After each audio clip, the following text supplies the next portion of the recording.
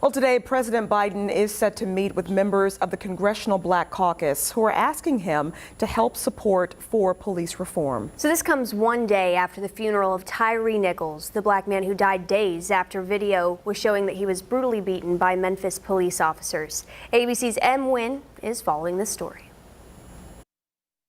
Today, President Biden meeting with the Congressional Black Caucus at the White House amid renewed calls for police reform. This after recently released video shows the violent beating of 29-year-old Tyre Nichols by Memphis police officers following a traffic stop.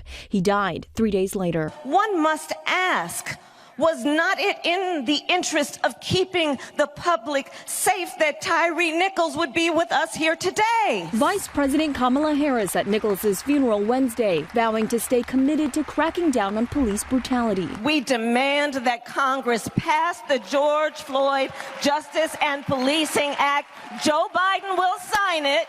But back in Washington, an all too familiar inflection point. The last round of bipartisan negotiations for comprehensive police reform fell apart in 2021 over several issues, including qualified immunity, the legal doctrine that limits victims' lawsuits against police officers. At that time, Biden signed an executive order to create a national database of police misconduct, among other provisions. The White House calling on Congress to pass permanent legislation. The president told Mr. Nichols' family that he would continue pushing Congress to send the George Floyd Justice and Policing Act to his desk. The Congressional Black Caucus now focused on two things: requesting for the president to talk about policing in his State of the Union next week and using the George Floyd Justice and Policing Act as a starting framework for new legislation.